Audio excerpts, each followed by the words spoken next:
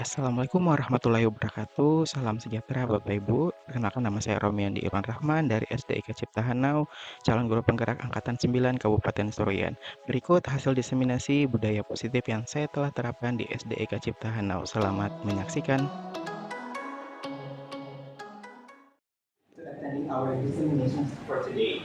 And our topic of our dissemination today is about how to share the good and positive culture in the future for our school, in particular for Eka Cipta Hanau Primary School. So before we start our meeting today, let's pray together according to our religion. Pray begins.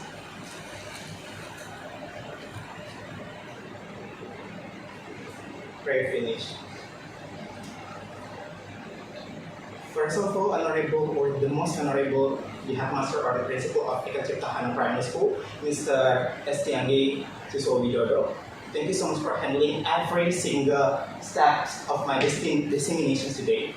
And the second of all my colleagues, my friends in this school, all teachers of Eka Cipta Hanau Primary School, and of course, our gratitude will be sent to our God, Allah Subhanahu wa Ta'ala, for every single conditions, in healthy conditions we can meet in this glorious place. Thank you so much for being here. Thank you so much for being cooperative. Baik Bapak Ibu, adapun tema diseminasi kita pada hari ini yakni berbagi budaya positif atau berbagi praktik baik terkait budaya positif atau hal-hal baik yang akan kita terapkan ataupun yang telah kita terapkan di sekolah. Dan hari ini mungkin saya mendapatkan kesempatan pertama untuk mengemukakan atau membangkitkan lagi komunitas belajar kita yang sudah di sekolah yang sempat mati suri dalam beberapa waktu ini. Semoga ini menjadi awal yang baik buat kita ke depannya untuk saling berbagi praktik-praktik baik yang telah kita dapat, baik itu secara akademik maupun akademik, baik secara kognitif ataupun secara soft skill yang kita miliki ke depannya. Mungkin ke depannya bukan hanya dalam bentuk kognitif seperti ini atau bidang akademik seperti ini, tapi juga berbentuk life skill atau apapun yang bisa kita bagi bersama dalam bentuk narasumber ataupun berbagi praktik yang lain seperti cara-cara membuat sesuatu dan misalkan juga bedah buku dan lain-lain seperti itu Bapak Ibu. Untuk hari ini akan saya berikan sedikit penguatan buat kita terkait budaya positif yang telah kita lakukan di sekolah. Baik, silakan. Lanjut. Saya membuka dengan keyakinan kelas, di mana keyakinan kelas ini sudah paling sering kita dengarkan karena di IASF kita udah akrab dengan yang namanya keyakinan sekolah ataupun kelas. Nah, akan tetapi setiap kelas itu saya lihat kita udah masuk di kelas masing-masing. Saya sebagai guru matematika itu masuk di hampir semua kelas dan semuanya sudah menerapkan yang namanya keyakinan kelas. Di mana keyakinan kelasnya di dalamnya saya lihat mungkin kita bisa lihat bersama seperti apa yang sudah kita dapatkan dari penjualan sebelumnya atau sosialisasi sebelumnya terkait IKM. Itu di dalamnya ada kebajikan-kebajikan universal yang mana selaras dengan profil pelajar Pancasila. Kebajikan universal yang otomatis disiplin-disiplin positif yang kita susun bukan dalam bentuk kalimat-kalimat negatif. Kalimat-kalimat negatif itu dalam bentuk misalkan dengan kata tidak atau kata jangan, tetapi kita mengubah kalimat-kalimat negatif tersebut menjadi suatu kalimat positif yang senantiasa itu tidak terjadi atau tidak datang dari satu orang saja yang berkepentingan atau dari guru ke siswanya, tapi merupakan hasil rambukan kita bersama antara wali kelas dan juga siswanya tersebut Bapak Ibu. Kemudian mungkin saya bisa tinjau kembali atau kita bisa tinjau bersama tentang keyakinan sekolah, keyakinan kelas di sini yang kita bisa lakukan dalam tahap-tahapnya. Yang pertama, mempersilahkan warga sekolah atau murid-murid di sekolah ataupun kelas untuk bercurah pendapat tentang peraturan yang perlu disepakati di sekolah ataupun kelas. Yang kedua, mencatat semua masukan-masukan para murid atau warga sekolah di papan tulis atau di kertas besar. Misalkan kertas ukuran poster ataupun juga nanti bisa pakai kertas karton dan lain-lain, di mana semua anggota kelas atau warga sekolah bisa melihat hasil curah pendapat. Kemudian yang ketiga, susunlah keyakinan kelas sesuai prosedur berbentuk pembentukan keyakinan sekolah ataupun kelas. Gantilah kalimat-kalimat dalam bentuk negatif menjadi positif. Nah, contohnya kalimat negatif yang sebelumnya kita jangan berlari di kelas atau koridor. Ini merupakan suatu tindakan yang kayaknya ketika anak dengar ini suatu beban buat mereka ketika dikatakan jangan lari di koridor seperti itu. Jadi kita bisa ganti kata berjalan itu menjadi ayo berjalan saja seperti itu, ataupun berjalanlah di kelas atau koridor, sehingga yang anak pahami adalah oh iya berjalan, bukan dengan kata jangannya seperti itu. Kemudian yang keempat, tinjau kembali daftar curah pendapat yang sudah dicatat, Anda mungkin akan mendapati bahwa pernyataan yang tertulis di sana masih banyak yang berupa peraturan dengan keyakinan mungkin kita sudah tahu bersama Bapak Ibu bahwa ketika peraturan itu hanya mungkin berjalan sebelah pihak saja atau yang memiliki kepentingan. Misalkan saya sebagai wali kelas, misalkan saya berikan suatu beberapa bentuk butir-butir koin yang merupakan peraturan. Di sini anak-anak atau siswa murid kita mau atau tidak mau harus menerima butir-butir peraturan tersebut. Sedangkan kalau keyakinan kelas seharusnya ya semua warga di situ tahu dan mau melaksanakannya itu. Jadi ketika dia melanggar suatu keyakinan kelas, dia tahu konsekuensinya seperti apa ke depannya, karena ini sudah merupakan hasil remukan atau diskusi bersama Bapak Ibu.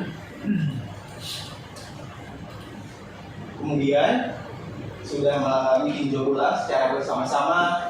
Kemudian yang keenam, setelah keyakinan sekolah selesai dibuat, maka semua warga kelas dipersilahkan meninjau ulang dan menyetujuinya dengan menandatangani keyakinan kelas. Jadi setelah ada butir-butir poin dalam bentuk kalimat-kalimat positif yang berisi tentang kebajikan-kebajikan universal yang selaras dengan profil pelajar Pancasila tersebut, kemudian di bawahnya untuk mengesahkan, di situ ada tanda tangan antara kita wali kelas maupun anak-anak murid kita. Mungkin kesusahan untuk yang kelas 1 ya Bu ya, bagaimana membubuhkan tanda tangan. Mungkin bisa kita gunakan ide kreatif yang lain, misalnya pakai cap jari mereka, jempol mereka, seperti itu diwarnai.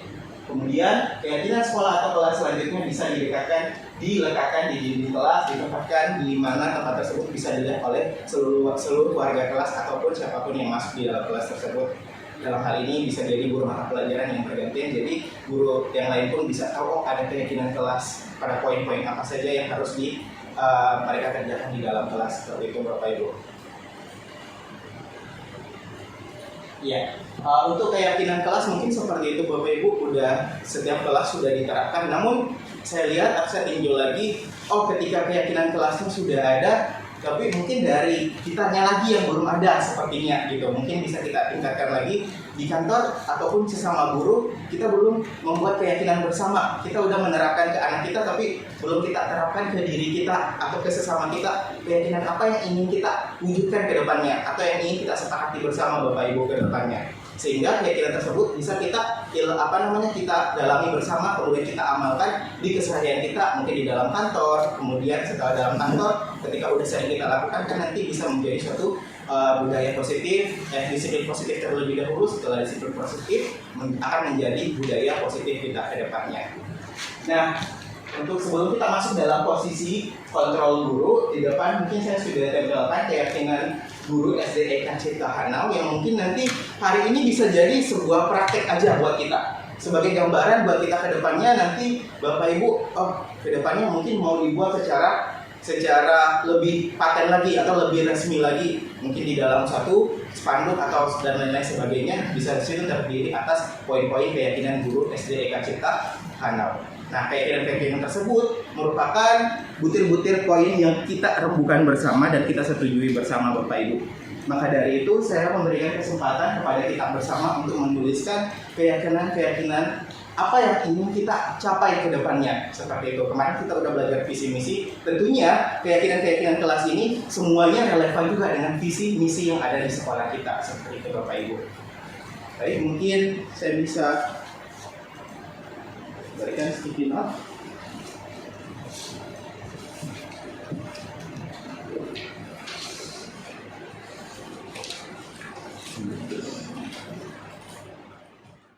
Poin mungkin 1 atau 2, kalau mungkin nanti di situ ada 3, silakan Bapak Ibu, terserah sebanyak yang Bapak Ibu pikirkan, seperti itu.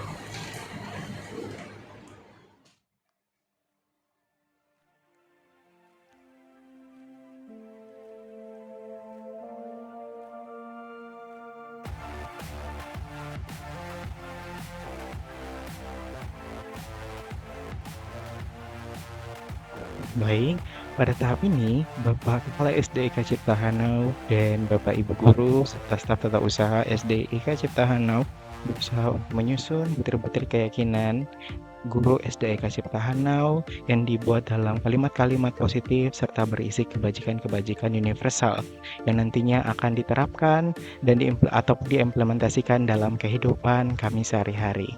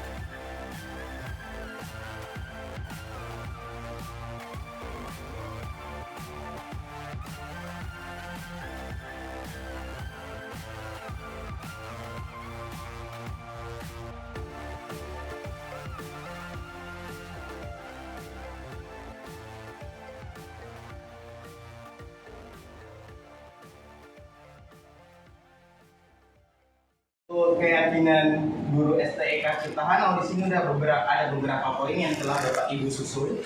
Ini merupakan hasil pemikiran Bapak Ibu terkait apa yang ingin kita disiplinkan ke depannya atau ingin kita jadikan suatu budaya positif yang ada di kantor kita, kemudian akan kita terapkan kembali ke kelas masing-masing atau ke sekolah kita. Sini yang pertama, semuanya anonim ya Bapak Ibu. Yang pertama, bersemangat datang ke sekolah sebelum siswa datang atau hadir. Ini terkait tentang kedisiplinan ya Bapak Ibu. Kita bersemangat datang ke sekolah sebelum siswa datang ataupun hadir. Berarti ini juga merupakan kalimat positif dan berkaitan dengan disiplin hadir ke sekolah. Kemudian yang kedua, memberikan contoh positif kepada siswa, ya. Kemudian yang ketiga, bersenang hati mengembangkan diri, masih kalimat positif. Kemudian selanjutnya ada semangat dalam bekerja, tersenyum dengan siapapun. Kemudian istirahat jika merasa lelah. Ada juga ayo datang ke sekolah tepat waktu. Kemudian menjadi contoh bagi siswanya. Menjadi contoh bagi siswanya. Kemudian bertanggung jawab mengerjakan tugas piket, menjaga kebersihan ruangan, mengembalikan barang sesuai tempatnya.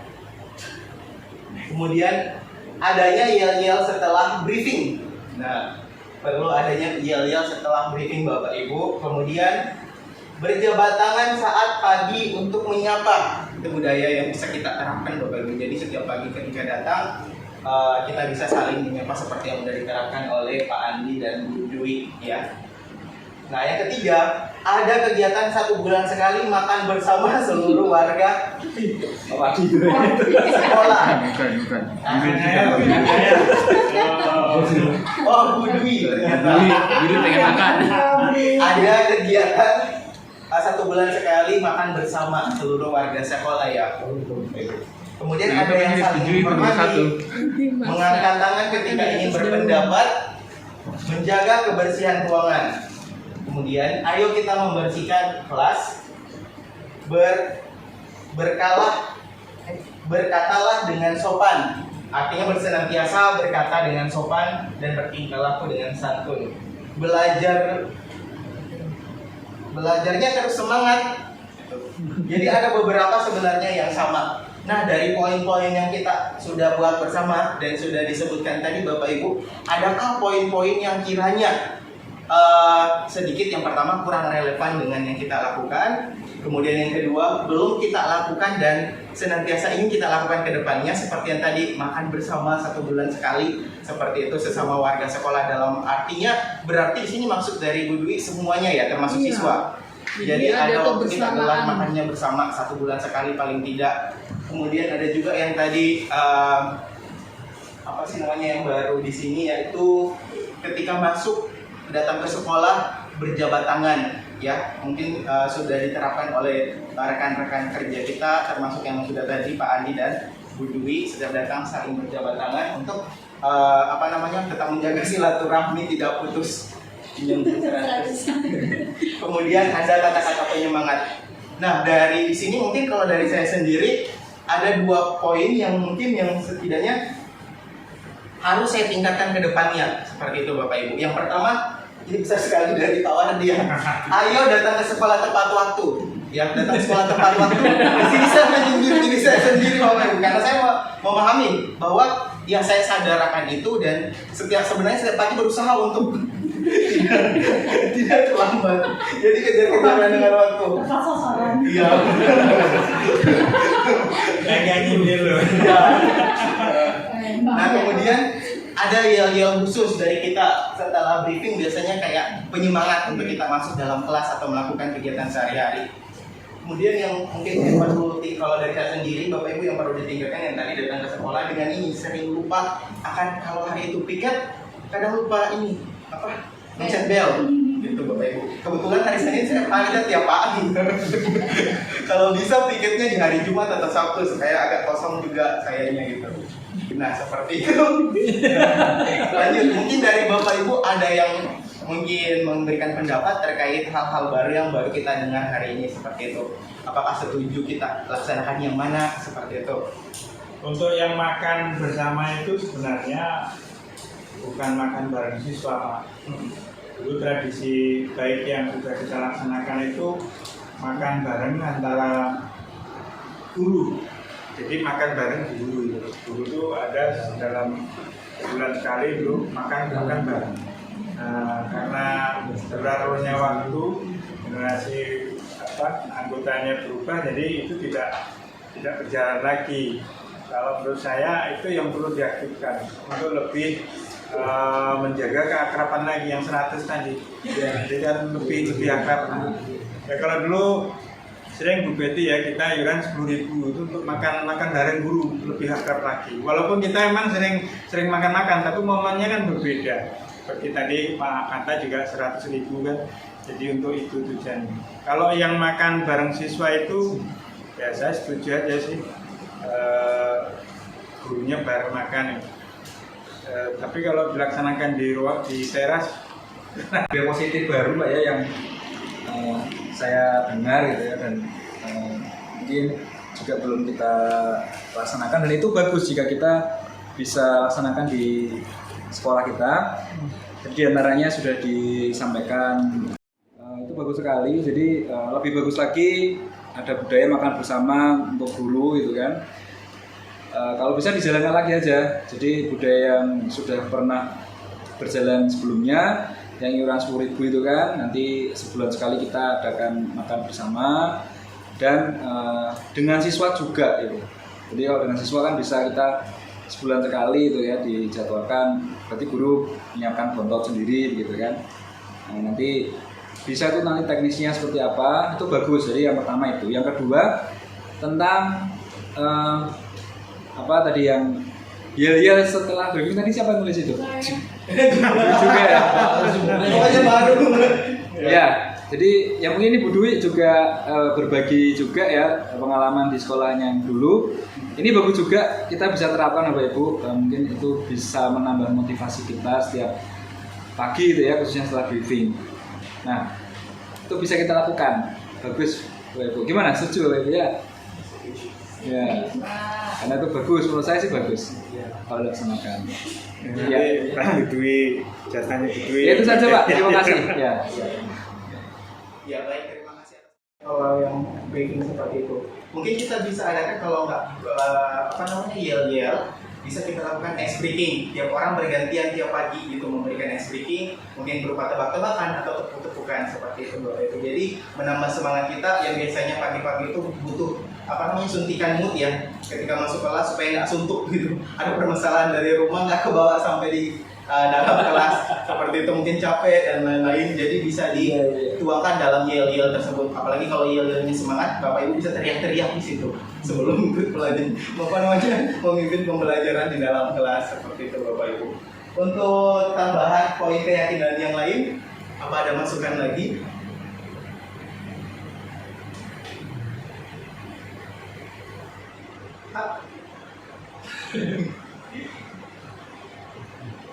Oh iya, soalnya ini Pak, apa keyakinan ini kan tadi kan Pak Romo juga sampaikan. Jadi di kelas itu kan ada keyakinan kelas itu kan yang dulu sudah pernah dibahas di pelatihan IKM. Itu bisa nanti kita gunakan Pak ini hasil ini. Ya, hasil hari ini. Untuk dibuat seperti inilah, itu kan nanti ada tanda tangan semua guru itu kan atau apa ya. Itu bagus, bisa kita gunakan Pak. Ya. Oke, itu aja. Iya, baik Bapak Ibu. Jadi nanti ke depannya suasana setidaknya menggambarkan hal tersebut gitu loh. Jadi tidak lagi kaku ketika masuk dalam kelas ataupun ice breaking dan lain-lain. Kemudian di kelas ada keyakinan kelas, kita pun juga di kantor ada keyakinan guru SDIK Ciptahan atau keyakinan kantor gitu.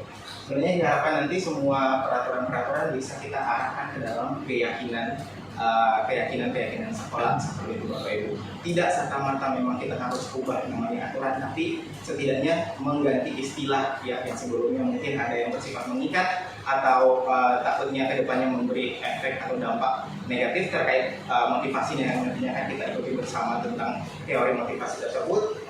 Kita bisa ubah menjadi motivasi yang nomor 3 atau yang berasal dari dalam diri kita masing-masing. Berarti untuk keyakinan guru SDIK Ciptahan bagaimana Bapak Ibu?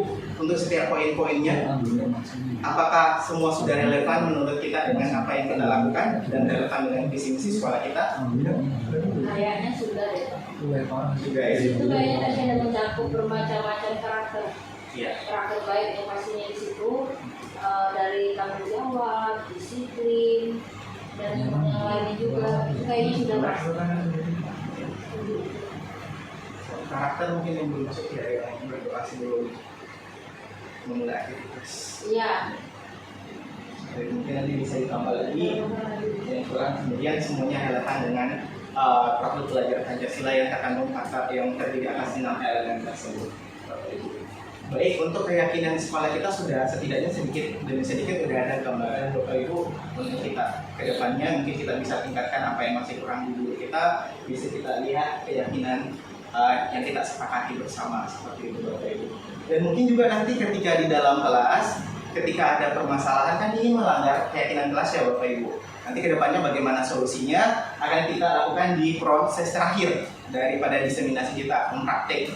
Nah kalau dari guru sendiri nanti kalau yang melanggar keyakinan guru SDIK Cipta Hanau berarti juga akan dilakukan hal tersebut. Tetapi mungkin yang melakukan adalah Bapak Kepala Sekolah atau guru yang dituakan di dalam kantor sini Bapak Ibu untuk melakukan yang namanya segitiga restitusi atau restitusi itu sendiri, proses mencari penyelesaian masalah dari permasalahan yang didapatkan oleh seseorang seperti itu Bapak Ibu. Baik, untuk keyakinan guru mungkin seperti itu Bapak Ibu, dan mungkin kita bisa buat dalam bentuk yang lebih steady lagi dan ready untuk diterapkan Bapak Ibu. Lanjut ke posisi kontrol guru. Ini mungkin kalau kita udah ikut IKM kemarin dari angkatan 5 CGP itu udah membuat video simulasi ya Bapak Ibu. Ada simulasi anak terlambat, kemudian bagaimana posisi guru-guru mengambil kontrolnya ya. Posisi kontrol guru itu ada 5. Yang pertama itu sebagai penghukum. Kemudian yang kedua ada yang namanya pemberi rasa bersalah. Ketiga sebagai teman. Saat itu sebagai guru matematika. Penghukum, nada suara tinggi, bahasa tubuh, mata melotot, dan jari-jari menunjuk-nunjuk atau menghardik peserta didik. Nah, tanpa disadari bahwa seperti ini kalimatnya. Terlambat lagi, pasti terlambat lagi, selalu datang terlambat, kapan bisa datang tepat waktu?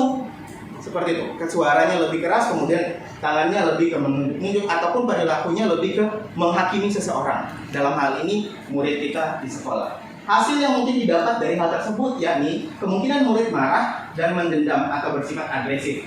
Bisa jadi sesudah kembali duduk, murid tersebut akan mencoret-coret bukunya atau meja tulisnya. Lebih buruk lagi ketika pulang sekolah ada beberapa kasus ban motor, mobil, Bapak Ibu guru mungkin bisa di baretnya atau dibocorkannya karena rasa dendam dengan perilaku kita di sekolah seperti itu. Nah yang kedua, posisi kontrol kita sebagai pembuat rasa bersalah. Pembuat rasa bersalah ini sebenarnya dengan yang pertama itu menyerangnya ke dalam psikis, ke dalam hati Bapak Ibu.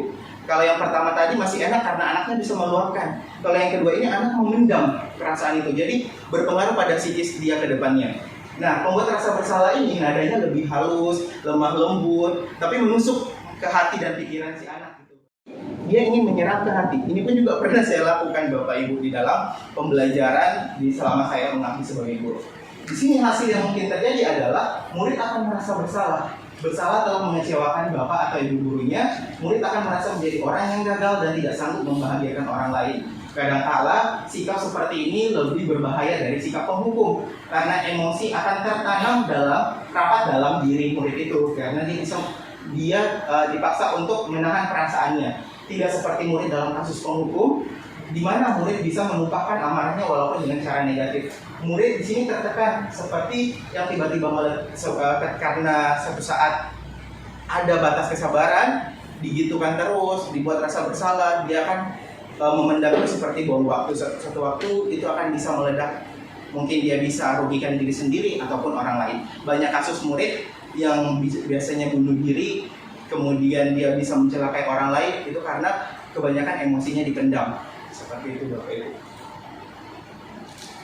Kemudian ada yang menempatkan sebagai posisi teman. Ini nih Bapak Ibu. Mungkin nanti ada yang udah dekat dengan muridnya, murid sudah sampai merangkul kita, kemudian saking dekatnya, ya obrolannya udah kayak teman, tapi murid ini tidak sadar akan posisinya karena merasa sudah terlalu dekat dengan kita sebagai guru. Ketika kita mengambil posisi teman, ada suara ramah, akrab dan bercanda, bahasa tubuh merapat pada murid, mata dan tersenyum jenaka. Adi, ayolah, bagaimana sih kamu? Kemarin kamu sudah janji ke bapak bukan? Kenapa terlambat lagi? Sambil tertawa ringan biasanya. Ya, sudah, tidak apa-apa. Duduk sana. Nanti Pak Guru bantu kamu ini.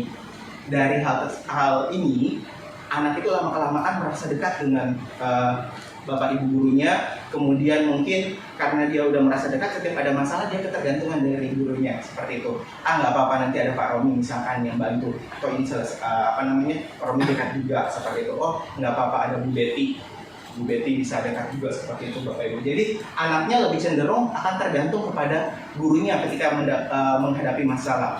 Mungkin hal ini pun juga potensi besar terjadi di rumah, seperti itu Bapak Ibu. Kenapa kita sering bentrok antara guru dengan orang tua atau wali murid? Karena ada sistem parenting yang berbeda antara guru dengan orang tua. Biasanya mungkin kita cenderung ambil posisi membuat rasa bersalah atau penghukum. Nah, orang tua di rumah parentingnya adalah bagaimana menjadi teman untuk anaknya, seperti itu. Sehingga mereka nggak pernah yang namanya mukul, nggak pernah yang namanya menghardik. Tiba-tiba di sekolah ada 1-2 orang guru yang mungkin memposisikan diri sebagai penghukum. Kita nggak bisa salahkan hal tersebut karena semua posisi ini berperan penting dalam pengambilan keputusan Bapak Ibu. Kita tidak bisa menyalahkan posisi penghukum itu adalah salah, tidak. Karena ada satu kasus mungkin bisa diambil oleh sang guru untuk diterapkan ketika memang sudah mendesak dan lain-lain. Tapi sebisa mungkin nanti kita akan mengarah ke posisi yang paling tinggi sebenarnya Bapak Ibu.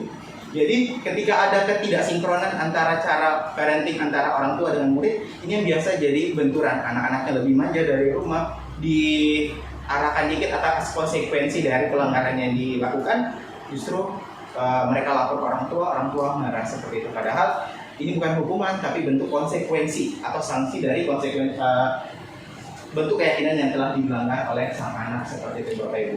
Seperti kita ambil contoh, ada beberapa waktu terakhir, itu ada anak murid yang mungkin tidak mengerjakan tugas, tetapi cara penyampaiannya mungkin sudah menganggap hal tersebut sudah diterapkan di rumah, menjadikan orang tua sebagai teman, guru pun dijadikan sebagai teman juga. Padahal gurunya tidak mengambil posisi sebagai teman pada saat itu. Dia merasa terlalu akrab, sehingga kata-katanya mungkin terlalu, kalau kata gurunya mungkin terlalu dekat atau terlalu informal, seperti itu. Bisa dikatakan anak tersebut mengambil tidak sopan dalam bertutur kata kepada orang yang lebih dewasa.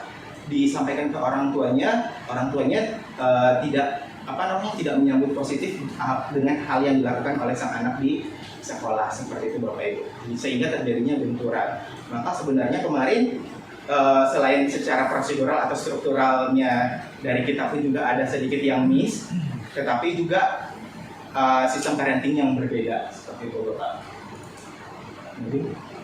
Kemudian yang keempat, posisi kontrol guru sebagai pemantau. Kalau pemantau, dia hanya sekedar tahu masalahnya.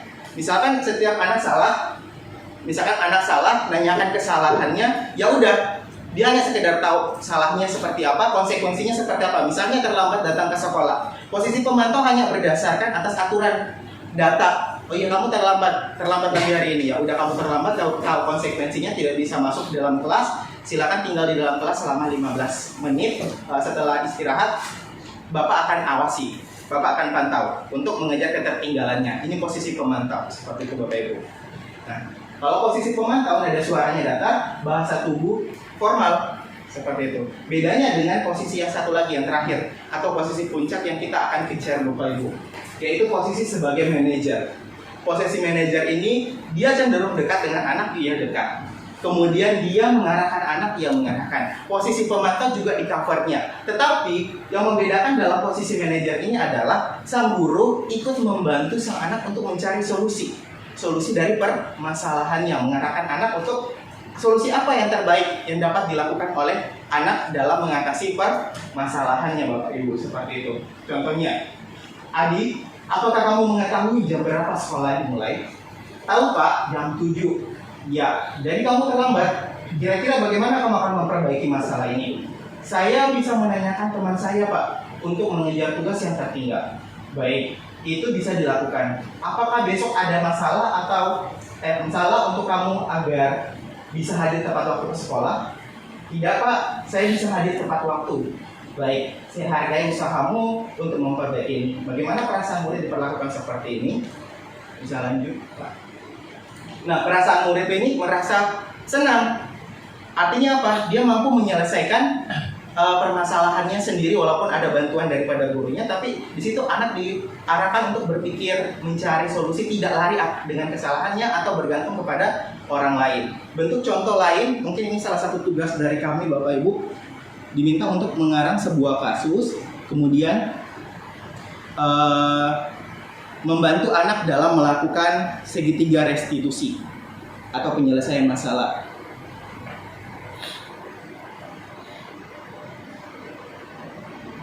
Mungkin kita selesaikan dulu aja.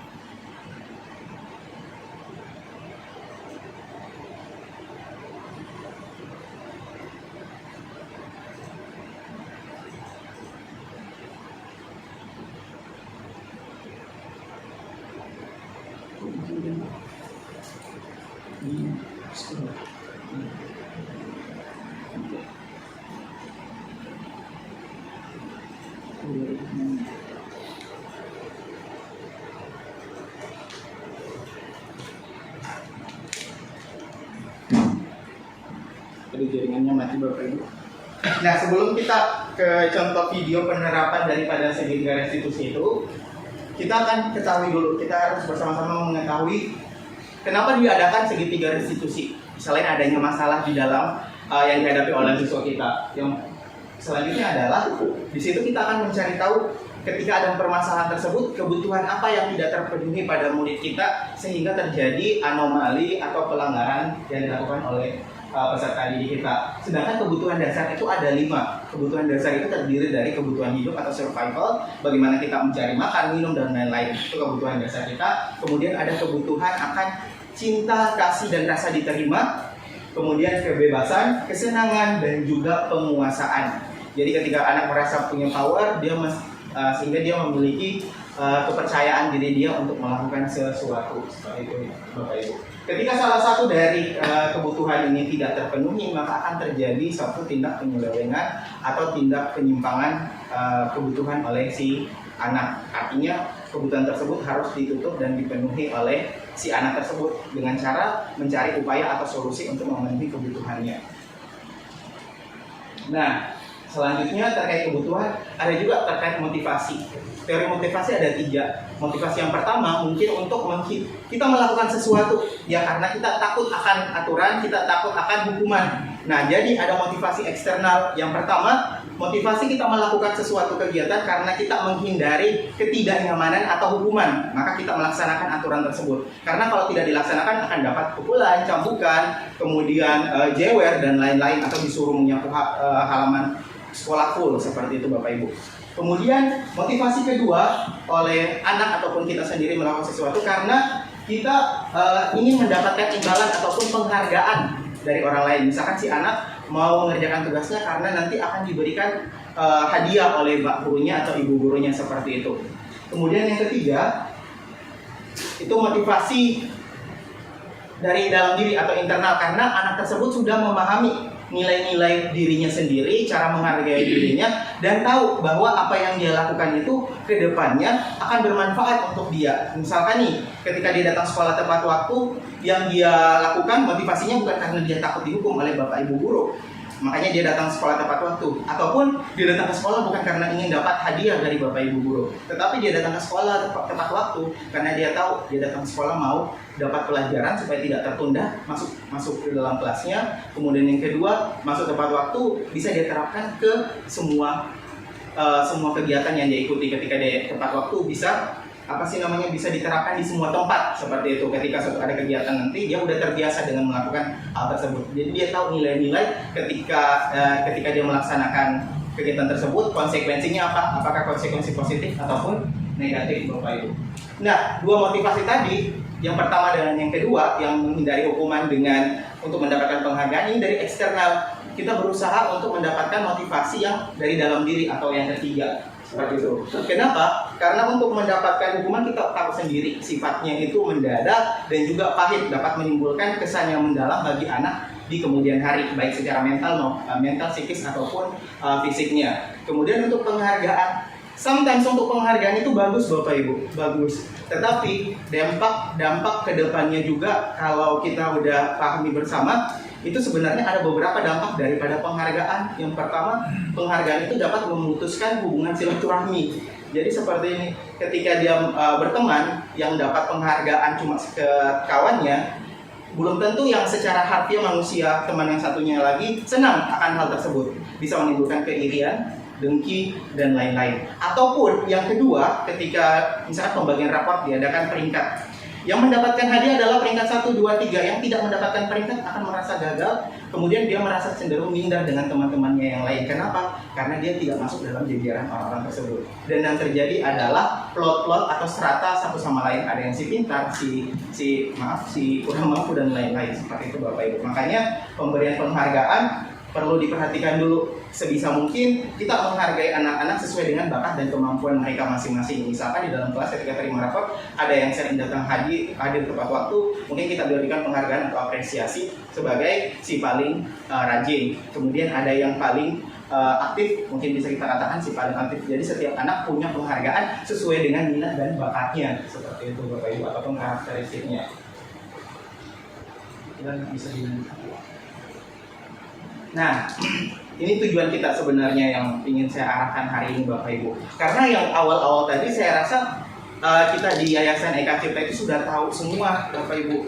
Sudah pernah dapatkan semua di IKM. Sejauh ini yang baru saya dapatkan itu, hal baru adalah terkait segitiga restitusi. Restitusi sendiri adalah suatu proses di mana kita memperoleh atau mencari suatu alternatif solusi dari permasalahan yang didapatkan oleh si anak. Seperti itu Bapak Ibu.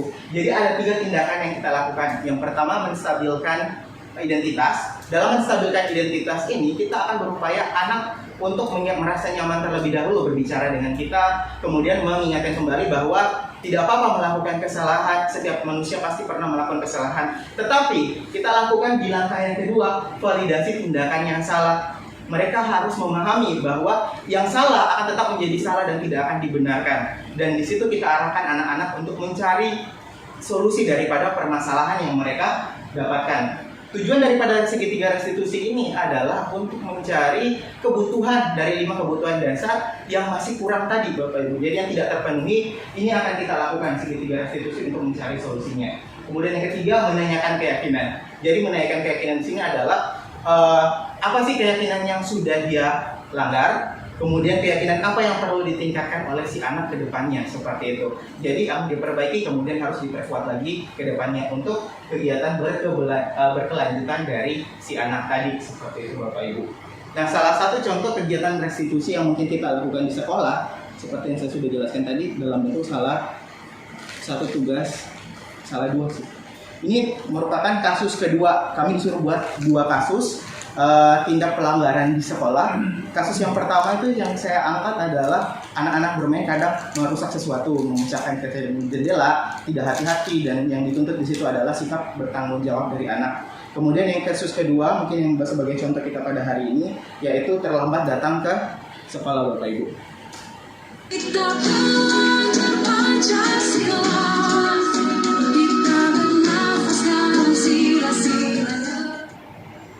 Baik, setelah Surami perhatikan akhir-akhir ini nampaknya dia sering terlambat ya nak?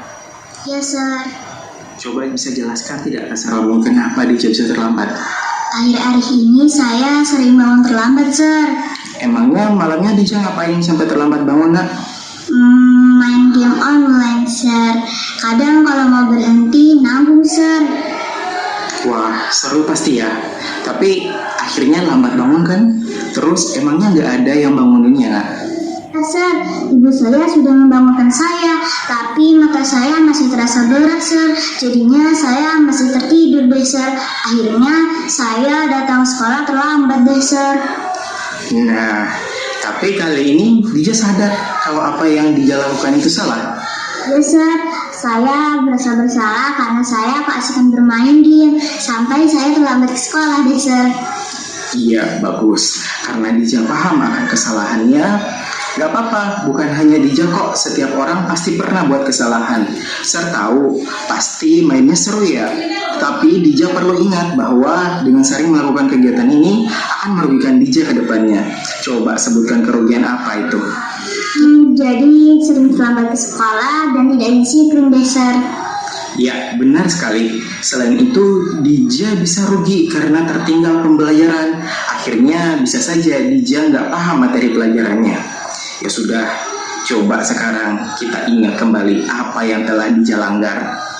Keyakinan kelas Sir, karena saya tidak mengindahkan poin, senantiasa datang tepat waktu dan aktif mengikuti pembelajaran Sir. Ya Agus, tepat sekali. Jadi kira-kira apa yang harus Dija lakukan agar bisa hadir di sekolah tepat waktu lagi? Saya tidak akan bermain lagi game online sampai larut malam dan berusaha bangun awal di pagi hari. Iya, terus selain ibu, ada lagi nggak yang bisa bantu kamu untuk bangun lebih awal di pagi hari? Nanti saya bisa mengatur alarm jam 4 sampai jam setengah 5 Sir, agar saya tidak terlambat lagi Sir. Bagus, Suami setuju itu.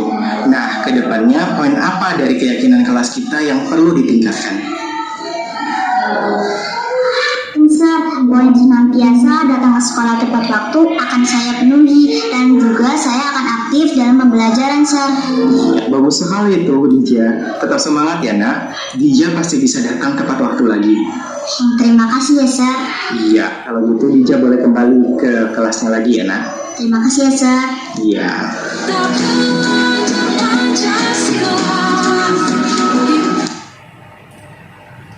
Ya, mungkin simulasinya seperti itu Bapak Ibu. Dan kalau yang tadi kan masih based on text ya, jadi sesuai dengan apa yang dihafalkan. Nanti ketika kita menyelesaikan dan melakukan segitiga restitusi itu mungkin rada sulit untuk anak-anak yang komunikasinya kurang lancar atau kurang terbuka dengan kita. Jadi itu merupakan satu tugas buat kita untuk dapat memahami apa yang mereka ingin sampaikan dengan kata-kata atau bahasa mereka sendiri. Kalau yang tadi merupakan bahasa buku, seperti itu Bapak Ibu, bahasa buku dan baku. Jadi udah terstruktur. Biasanya anak-anak yang kita tanya itu tidak terstruktur, apa yang ditanyakan, apa yang dia jawab. Jadi kita akan kejar terus sampai apa yang kita mau tanya atau kita dapat, kita berhasil dapatkan dari mereka informasi tersebut. Seperti itu Bapak Ibu, untuk segitiga restitusi.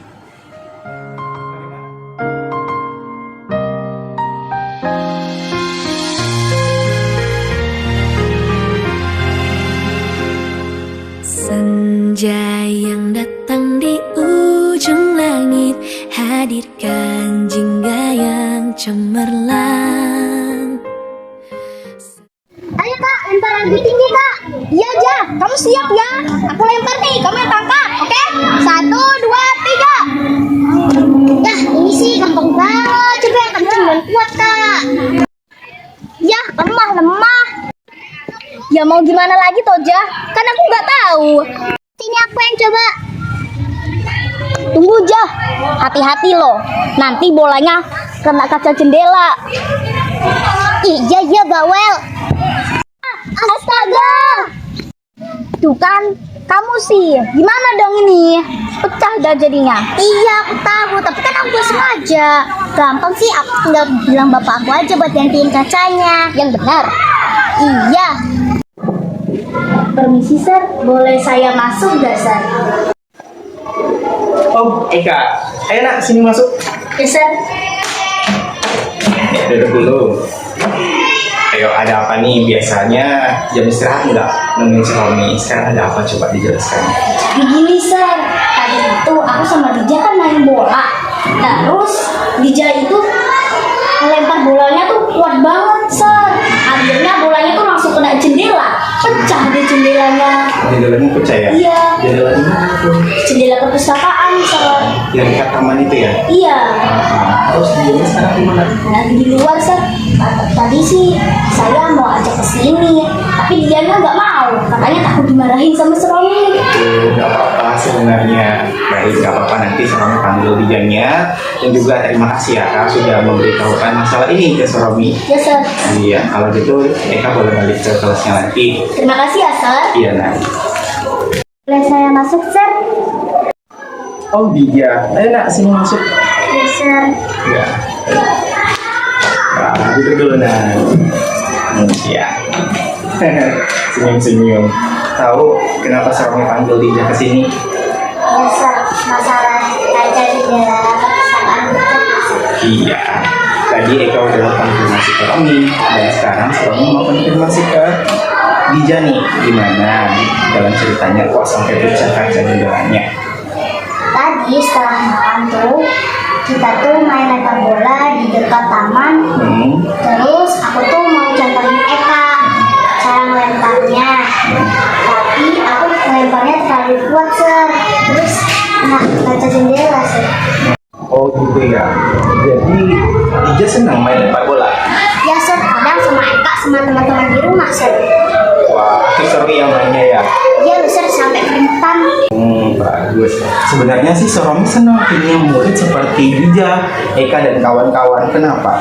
Karena aktif, bergerak, kemudian ceria. Tapi untuk kasus kali ini, Dija paham tidak salahnya di mana? Soal pecahin kaca jendela ya. Benar sekali, bagus kalau udah paham. Tapi Seromi di sini bukan mencari siapa yang salah, siapa yang benar, ya. Tapi yang perlu Dija paham bahwa setiap orang nggak apa-apa, it's okay. Buat kesalahan pun juga nggak apa-apa. Karena kita manusia pasti pernah buat kesalahan. Nah, Seromi maka dari hal tersebut kita mesti bertanggung jawab terhadap kesalahan apa yang kita buat. Kira-kira untuk mengatasi kesalahan tersebut apa solusi dari Dija? Ya, saya tinggal minta bapak saya buat gantiin jendela kaca, Sir. Iya, sebenarnya sih Seromi percaya nih kalau Dija nanti pulang ke rumah nyampein ke orang tuanya, ke bapaknya buat gantiin jendela itu bisa. Bahkan 100% jendela yang diganti lebih bagus daripada yang sebelumnya. Tetapi nih, sebelum ke orang tua, Seromi sarankan alangkah lebih baiknya apakah ada cara lain yang bisa kita gunakan atau yang Dija gunakan untuk menyelesaikan permasalahan ini. Kan saya nggak punya uang, Sir. Gimana mau belinya? Tapi kalau soal bantu-bantu, saya bisa kok, Sir. Nah, Dija ini bisa membantu nih, dan belum bisa menghasilkan sendiri ya. Hari Sabtu nanti, Pak Joko itu akan memperbaiki jendelanya. Di situ Dija bisa datang untuk membantu Pak Joko dalam memperbaiki jendela tersebut. Bagaimana? Bisa, Sir. Saya. Nah, berarti nanti kita di hari Sabtu setelah Pak Joko memperbaiki jendela tersebut, kita datang, Dija bersama Seromi datang untuk membantu Pak Joko dalam memperbaiki jendela tersebut. Siap? Ya, siap. Nah, good job. Nah, dari kelas kita kemarin kita buat apa itu?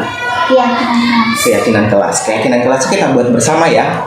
Iya. Nah, dari keyakinan kelas tersebut, apa kira-kira poin penting yang harus Dija tingkatkan keyakinannya di masa yang akan datang? Saya harus memperhatikan ketika saya lagi bermain dan juga harus bertanggung jawab. Bagus sekali, tepat. Nah, untuk bermain boleh-boleh saja, bermain untuk kesenangan boleh-boleh saja, tetapi dengan satu catatan, tetap harus memperhatikan keselamatan dan bertanggung jawab terhadap lingkungan sekitar kita. Paham ya? Ya, Baik, untuk itu di hari Sabtu nanti setelah jam istirahat, Seromi tunggu nih. Kita sama-sama ke perpustakaan untuk membantu Pak Joko memperbaiki apa tadi? kaca jendela. Kaca jendela yang pecah, yang hari ini pecah oleh Dija. Nanti kita bertanggung jawab sama-sama. Dija pada khususnya bertanggung jawab terhadap kaca yang pecah tersebut. Dengan cara apa tadi? Membantu Untuk Pak Joko. membantu Pak Joko. Bisa dipahami ya, Nak ya? Bisa. Oke, sekarang Dija boleh kembali ke kelasnya dan sampai ketemu lagi ya. Ya, Pak.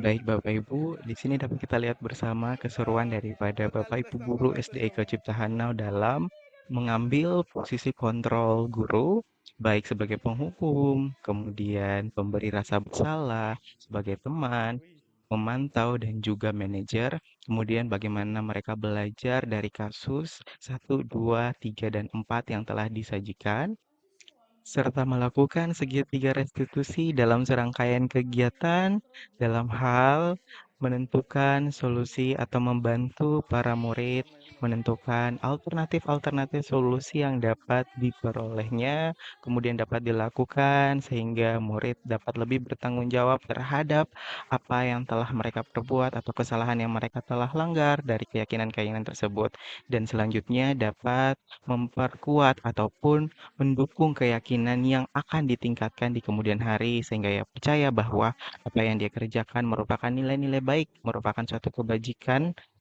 universal yang harus diterapkan di dalam kehidupan kita sehari-hari dan senantiasa sebagai suatu kebutuhan hidup kita.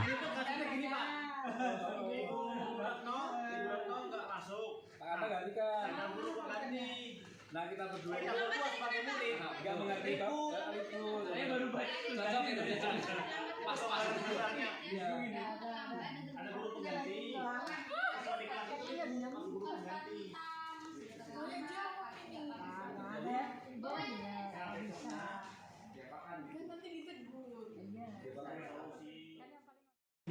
Dino yang diserang Pak, atau yang sobek kancingnya?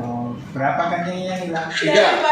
Jatuh bisa 3, gimana tadi? Tapi saya emosi Pak, karena waktu bermain dia mengejek saya dan saya tarik bajunya sampai terlepas juga Pak.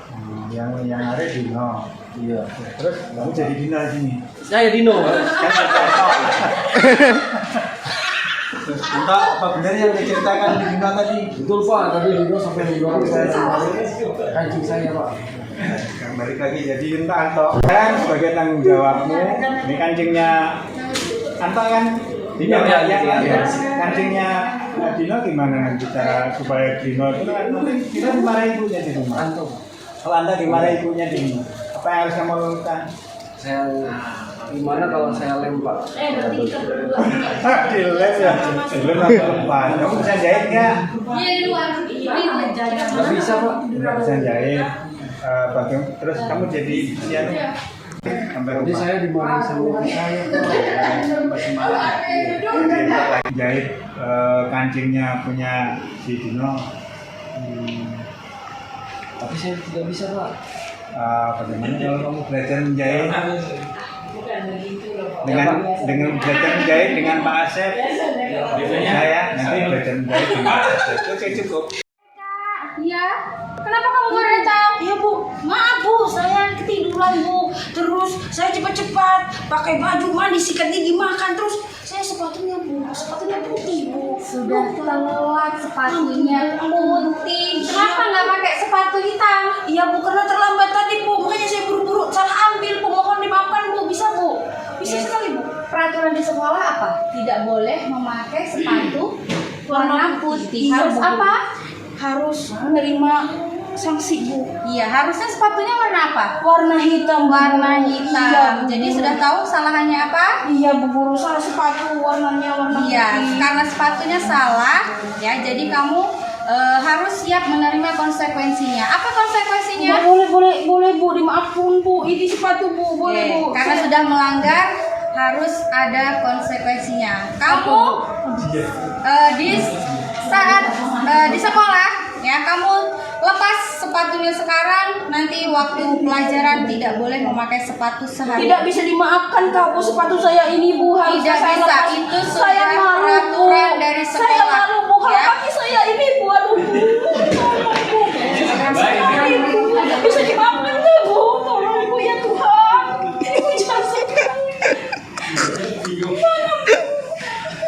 Itu sudah peraturan dari sekolah ya, bahwa harus memakai sepatu hitam. Kalau tidak memakai sepatu hitam akan ada hukumannya. Jadi seharian kamu tidak boleh memakai sepatu. Jadi sepatunya silakan dilepas. Aduh Bu, ya Tuhan Bu, kaki saya Bu. Aduh Oke, Bu. jadi nanti setelah pulang baru kamu ambil lagi. Iya Bu, terima kasih Bu, tidak akan mengulangi lagi Bu. Kapan saya ambil sepatu saya nanti Bu? Nanti setelah pulang sekolah. Iya Bu, permisi Bu, terima kasih Bu. Silakan masuk. Kalian berdua juga. Oh iya bisa. Joni, Bapak dengar dari Pak Yoga kemarin kalian ribut di kelas pas Pak Asep tidak masuk. Kenapa kalian ribut? Pak nih, Jono. Enggak kok Pak, aku gak ribut Pak kemarin. Tapi dia duluan Pak mulai Pak. Sudah. Terus laporan Pak Yoga juga, kalian tidak mengerjakan tugas. Kenapa tidak mengerjakan tugas? Saya ngerjakan, Pak. Kerjain Pak. Saya ngerjakan tapi Pak, nggak selesai kemarin. Oke, sebentar. Ngerjakan. Terus tugasnya kemana? Tugasnya di tas ada itu Pak. Oh, tapi sudah selesai. Belum. Oh, Tapi belum ngerjakan. mengerjakan. Tapi ngerjakan. Kamu mengerjakan. Iya. Oke. Kalau begitu, sekarang kamu lanjutkan tugas yang belum selesai. Boleh nanti dikumpulkan ke meja Bapak ya. Oke? Iya. Ya Pak. Kamu kenapa nggak mengerjakan tugas? Salah bawa buku Pak. Nah, kok bisa salah bawa buku? Kenapa di rumah tidak belajar kah? Belajar. Iya Pak, nggak pernah belajar nih Pak di rumah. Belajar. Kita kan main belajar bareng kita. Kita nggak pernah main bareng Pak, nggak pernah. Ini bohong Pak. Ini. Kenapa bisa salah buku? Jadwalnya hilang Pak. Jadwalnya hilang. Ya. Kan di kelas ada jadwal pelajaran tempel. Iya Pak. Saya lupa Pak. Nah, kalau sudah hilang, kamu bisa tulis lagi ya. Ya Pak. Sekarang kalian berdua tahu sudah salahnya apa? Tahu Pak. Oh, Pak. Nah, besok kalau ada guru pengganti lagi, kalian harusnya bagaimana? Mengikuti guru Pak, mengerjakan tugasnya. Jangan ribut di Ribut di kelas. kelas. Ribut di kelas. Sekarang tugas yang belum diselesaikan, kalian selesaikan, terus kumpul ke meja Bapak ya. Iya Pak. Paham? Paham. Oke, terima kasih Pak. Sama ibunya tidak? Ayah Bu. Kalau saya sekolahnya rajin. Iya Bu. Nah, salah satu cara Tini membahagiakan orang tua apa? Untuk saat ini Tini sebagai siswa. Belajar yang rajin Bu. Nah, tega tidak orang tuanya kerja panasan, kehujanan, belum lagi ada ular.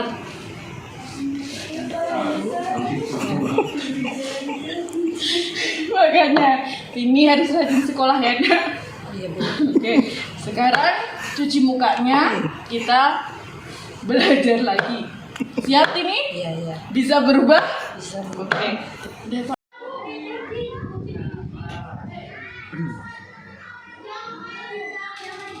Baik, assalamualaikum warahmatullahi wabarakatuh.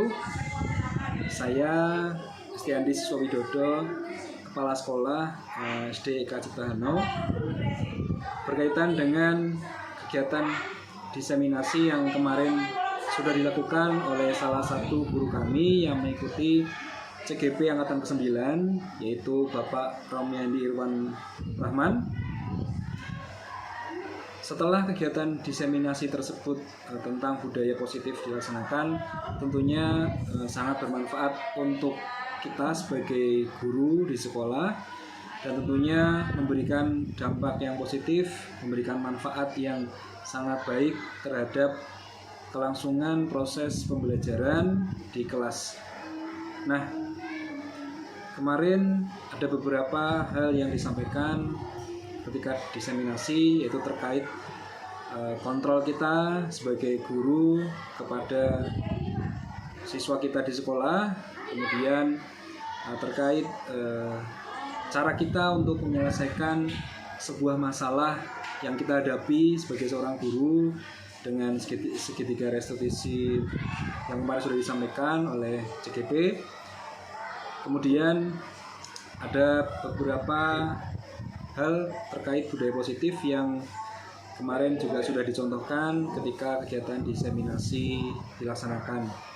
Tentunya dari kegiatan-kegiatan kemarin yang sudah disampaikan oleh Bapak Romiandi Irwan Rahman memberikan dampak yang baik terhadap kami guru-guru di SD IK Cipta Hanau, apalagi ketika kegiatan diseminasi kemarin ada kegiatan praktik yang kami lakukan, yaitu terkait bagaimana cara kita untuk menyelesaikan masalah ketika kita menghadapi masalah yang dialami oleh siswa. Kita dibimbing ya untuk bagaimana sih caranya agar kita itu tepat dalam memberikan solusi kepada siswa itu. Nah, jadi ini semua sudah baik apa yang sudah dirancang oleh Bapak Romi Andi Irwan Rahman. Tentunya apa yang sudah kemarin diberikan nanti akan terus kami praktikkan gitu ya, terutama untuk Bapak Ibu guru di SDIK Cipta Hanou, itu terkait tentang kontrol guru terhadap siswa, kemudian keyakinan kelas ya, kemarin juga kami sudah praktik membuat keyakinan kelas, kemudian terkait cara menghadapi atau menyelesaikan permasalahan yang dihadapi di sekolah. Itu saja respon saya terhadap diseminasi yang kemarin sudah dilakukan oleh Bapak Romi Andi Irwan Rahman. Semoga kegiatan tersebut nanti memberikan manfaat tentunya bagi kami guru di sekolah dan memberikan dampak yang positif terhadap siswa kita di sekolah. Dan nanti harapannya kegiatan yang berjalan di sekolah nanti tentunya akan terus mengikuti perkembangan zaman yang ada. Terima kasih dari saya. Assalamualaikum warahmatullahi wabarakatuh. Halo kelas 4. Ini kelas 4 lagi ngapain kelas 4? Lagi bikin kerajinan. Kerajinan ya. Ini pelajaran apa ini, kerajinan apa? Bahasa Indonesia ya. Itu kerajinannya buat apa itu? Buat daun. Buat daun, hiasan ya? Ya. Oke, kemarin di kelasnya sudah ada buat apa ini, keyakinan kelas belum? Sudah ada ya? Nah, dari keyakinan kelas tersebut isinya apa semua? Harus ngapain? Membuat mading, apalagi? Berdoa sebelum belajar udah ada belum? Sudah sempat ya dibuat kemarin ya. Kemudian kalau senantiasa menghargai kawan sudah dibuat. Kasih sayang sudah. Kalau menghargai guru sudah. Semuanya kalimat-kalimat bagus ya, yang baik-baik ya. Oke, terus manfaat dari keyakinan kelas untuk kalian itu apa? Jadi lebih apa ke depannya? Lebih bagus. Senang tidak ada keyakinan kelas itu? Senang. Senang ya. Oke, berarti ke depannya dengan keyakinan kelas, kalau kita melanggar sesuatu hal harus kembali lagi kemana? Keyakinan kelas ya. Bisa ya? Bisa. Oke, terima kasih kelas 4.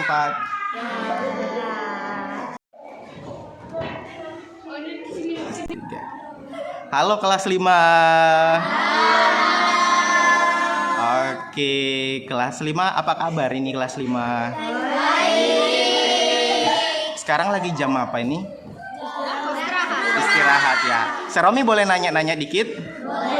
Boleh ya. Nah, pertanyaan Seromi, waktu kemarin kita sudah buat keyakinan kelas belum? Sudah. Oke, kalau sudah. Kalau kelas 5, keyakinan kelasnya apa aja?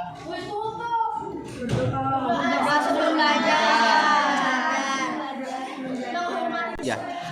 Oke, kalau sudah ada keyakinan kelasnya. Nah, pertanyaan Seromi, keyakinan kelasnya berisi apa aja coba? Berdoa sebelum belajar. Oke, good. Guru, apalagi? Menghargai teman, apalagi? Menghias kelas, apalagi? Tertib saat belajar. Tertib saat belajar. Nah, semua isi keyakinan kelasnya isinya bagus-bagus semua apa jelek-jelek semua? Bagus-bagus semua ya.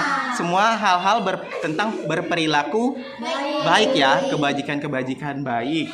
Nah, menurut kalian adanya keyakinan kelas ini sangat bermanfaat tidak untuk kalian? Iya. Oke, kalau sangat bermanfaat untuk kalian.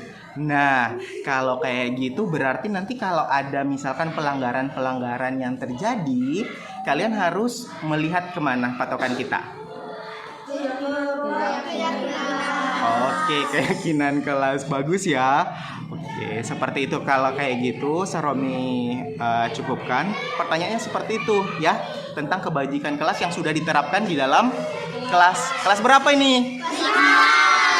Oke, kelas 5. Terima kasih atas responnya. Ya. Dadah kelas 5.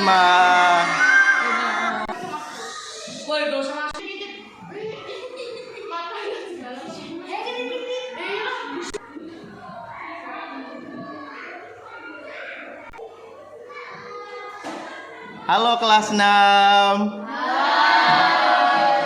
Iya, sekarang di sini Seromi lagi dengan kelas 6. Nah, untuk kelas 6, kalian sudah nerapin keyakinan kelas belum? Baik, kalau sudah, keyakinan kelasnya ada di mana? Oke, ditempel di mana?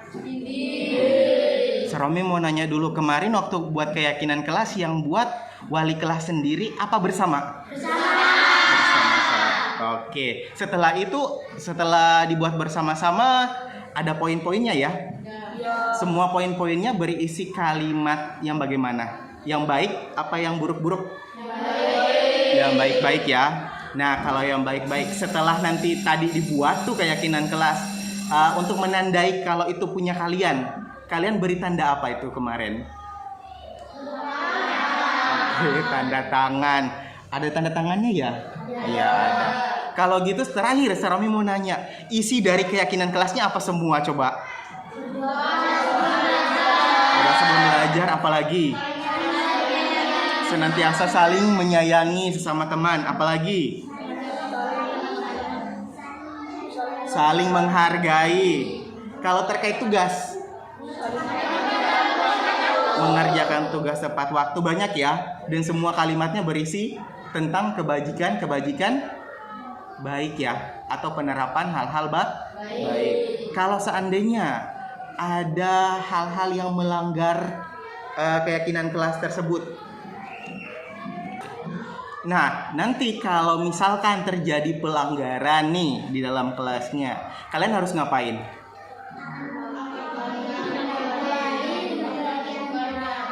Kurang keras, nggak kedengaran ini kayaknya. Akan apa?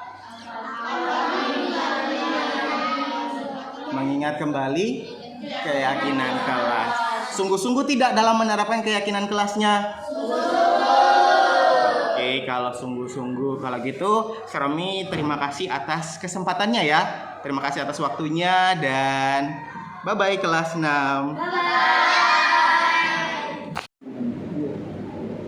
Well, that's all for about our disseminations today, ladies and gentlemen. Thank you so much for being cooperative for every single step that we followed. And the last one, I just really hope that we can follow the steps of triangular institutions in the future. And I just really hope that our schools, which means Eka Cipta Hana Primary School, will be goes to the best schools in Central Borneo. And I just really hope that we always keep our own collaborative and being cooperative in every single meeting, every single activities. Thank you so much for every chance that has been given to me. Thank you so much for the headmaster of Eka Cipta Hana Primary School. Thank you so much for all the colleagues, all my friends as the teachers in the school.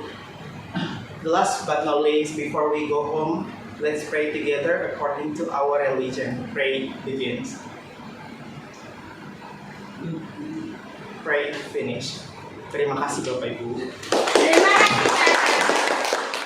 Wah, ya itulah hasil diseminasi yang telah kami terapkan di SDEK Cipta Hanau pada hari Sabtu 21 Oktober 2023 kemarin Bapak Ibu. Bagaimana, seru bukan? Yang dari saya, salam guru penggerak, tergerak, bergerak, dan menggerakkan.